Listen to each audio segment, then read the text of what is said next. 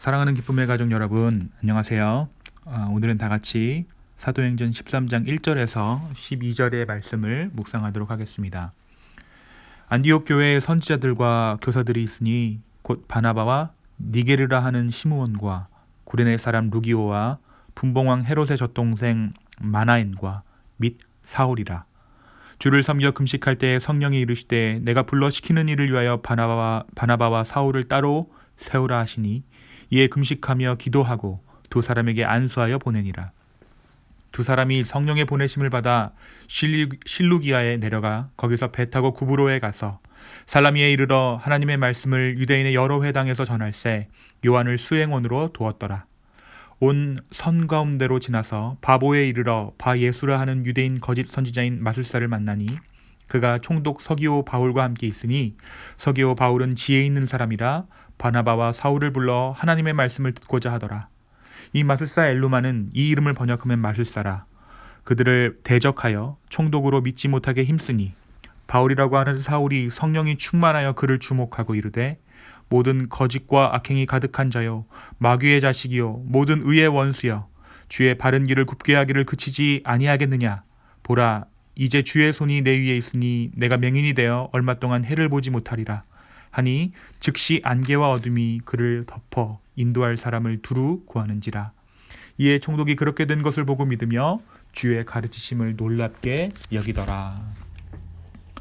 우리가 어제 베드로의 이야기를 주일 말씀 가운데 나누었습니다.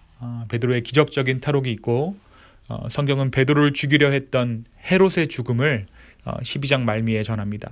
헤롯이 대중 앞에서 연설을 한 후에 사람들이 그의 연설을 두고 사람의 소리가 아니라 신의 소리와 같다라고 칭송하는데 이와 같은 칭송을 들은 헤롯이 자아도취에 빠집니다. 하나님께 영광을 돌리지 않고 자기가 영광을 취한 것이죠. 이에 주의 사자가 헤롯을 칩니다.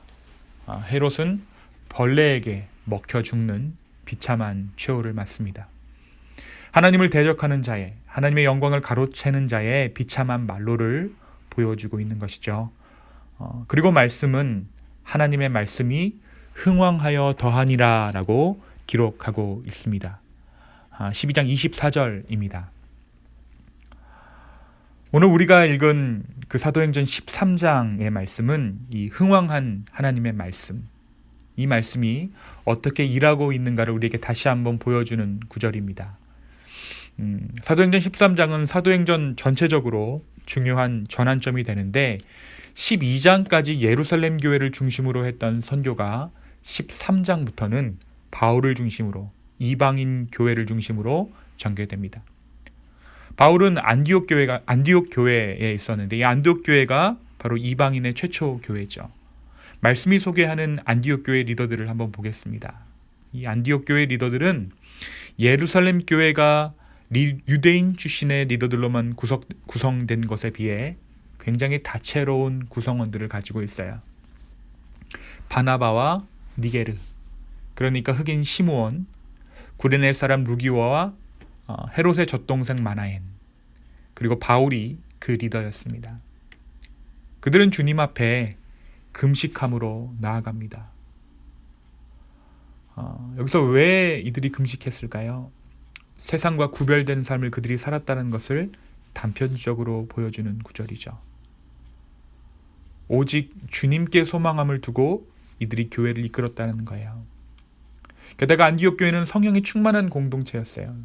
지금으로 치면 한참 부흥 중인 교회였습니다. 그럼에도 불구하고 자신들의 교회가 부흥하고 세속주의가 만연한 로마의 삶을 거부하고 거룩함으로, 금식함으로 주님 앞에 신실하게 오직 주님만을 간구하며 그들은 예배 공동체를 이루어갑니다. 그런 그들 가운데 성령의 인도하심이 있었습니다. 성령은 바울과 바나바를 따로 세우라는 음성을 그들에게 주어요. 이에 그들은 그 음성에 순종하여 바울과 바나바를 선교를 위해 파송합니다. 바울과 바나바는 안디옥 교회의 파송을 받고 전도 여행을 떠나게 되죠. 바보라는 곳에 이르렀을 때 유대인 거짓 선지자였던 바예수라는 마술사를 만나게 됩니다. 이 마술사는 서기오 바울이라는 총독의 신임을 받는, 지금으로 치면 서기오 바울의 전속 무당이었습니다.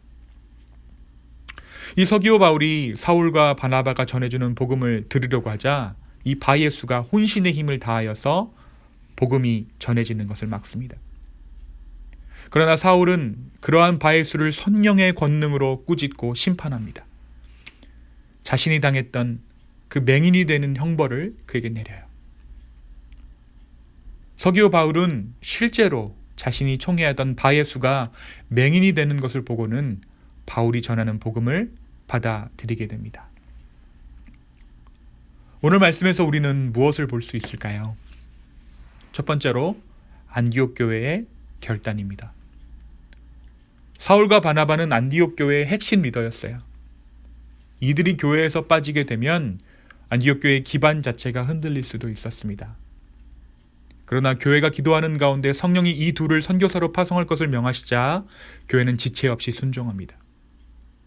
게다가 그들의 출신은 저마다 달랐습니다. 인종적으로 배경적으로 서로 다른 자들이었어요. 헤롯의 젖동생이라고 소개된 마나엔이라는 사람은 왕실 출신입니다. 왕가 출신이에요. 왕실의 부귀영화를 포기한 사람이죠. 시므온은 니게르, 영어 슬랭으로는 니거입니다. 그러나 그들은 주 안에서 하나 되었습니다. 그리고 바나바와 사울을 선교사로 파송하고 그들을 후원하는 것을 마다하지 않습니다. 왜 이렇게 할 수 있었는가? 안디옥 교회의 진정한 리더십이 자신들에게 있는 것이 아니라 주님께 있음을 그들이 인정했기 때문입니다. 이런 안디옥 공동체의 모습은 오늘날 우리 교회를 돌아보게 합니다. 진정한 교회됨은 주님께서 교회의 주인임을 진정으로 인정할 때 시작되는 것을 우리는 오늘 말씀을 통해 다시 한번 깨닫게 되는 것이죠. 두 번째, 서기오 바울과 바예수의 이야기를 통해 본 인간의 본성입니다. 오늘 이 말씀을 통해서 우리는 인간의 본성을 볼 수 있어요. 오늘 말씀 7절에서 말씀은 서기오 바울이 지혜 있는 사람이었다라고 기록합니다. 그런데 이 지혜 있는 서기오 바울이 곁에 두었던 자가 누구입니까? 무당 바예수였어요. 지혜 있고 이성적인 사고를 하는 사람이라고 할지라도 눈에 보이지 않는 신비한 것을 따르고 싶은 본능이 있다는 거예요. 누가 이야기했듯이 온갖 첨단 기술이 집약된 영화 촬영의 시작을 고사상의 돼지머리에 절하는 것으로 시작하는 것이 인간입니다. 첨단 사회가 됐다고 해서 우상 숭배하는 것이 그쳐지는 것이 아니라는 것이죠. 마술사 바예수, 그가 행했던 마술은 서기오 바울의 눈과 귀를 사로잡았을 것입니다. 그러한 능력에 매료된 서기오 바울은 바예수를 신임하기에 이르렀던 것이죠. 그런데 여러분, 이 마술과도 같은 능력, 바예수가 행했던 이 마술을 오늘을 살고 있는 저와 여러분이 꿈꾸는 능력, 그 능력인지도 모르겠어요. 노력 없이 무언가를 누리기를 원하고 고난보다는 행복을 소망하는 우리들. 그러나 예수 그리스도를 믿는다는 것은 그러한 마술을 기대하는 것과는 사뭇 다른 이야기입니다. 사랑하는 기쁨의 가족 여러분, 악은 언제나 달콤합니다. 그리고 비밀이 보장된 것 같아요. 그 안에서 무엇이든 못할 것이 없어 보입니다. 바예수가 그랬을 거예요. 세상의 권력을 등에 업고 자신이 행하는 그 능력을 통해서 그 은밀한 달콤함을 취했을 것입니다. 그러나 바울은 그 악의 실체를 드러냅니다. 그리고 하나님의 공개적이고 확실한 심판이 그에게 임합니다. 그리고 서기오 바울에게 복음을 선포하죠. 오늘 우리에게도 마술과도 같은 그 무엇을 소망하는 마음이, 그런 악의 마음이 우리 가운데 있다면 심판되어지기를 소망합니다. 마술과도 같이 어떠한 능력이 내게 임하여서 무언가 짠 하고 행복의 대로가 열릴 것을 기대하고 있다면 그것은 악한 마음이라는 거예요. 복음이, 주의 말씀이 필요하다라는 것입니다. 사실 악마의 속삭임에 우리가 마음을 내어주는 것은 그 이유는 보다 많은 것을 가지기 위함이죠. 근데 그렇게 해서 갖게 되면 계속 그 마음이 커져가게 됩니다. 계속 커져가는 소유를 향한 욕구는 점점 나를 올가매게 되죠. 더 큰 마술적인 능력을 원하게 되는 것입니다. 그런 악순환이 반복됩니다. 소유가 나를 자유케 하는 것이 아니라 더 큰 소유로, 더 큰 소유로. 그래서 내가 더 매이게 되는 것입니다. 그러나 복음은 우리를 자유케 합니다. 무엇을 가져서 행복한 것이 아니라 주 안에 있기에 안식을 누리게 되기 때문입니다. 이것이 복음의 비밀이에요. 복음에 노예된 자, 복음에 매인 자. 그러나 그것은 역설적으로 가장 자유로운 우리의 모습을 설명하고 있는 단어입니다. 악은 오늘도 우리를 유혹합니다. 그것이 더 너희를 자유롭게 할 것이라고 말합니다.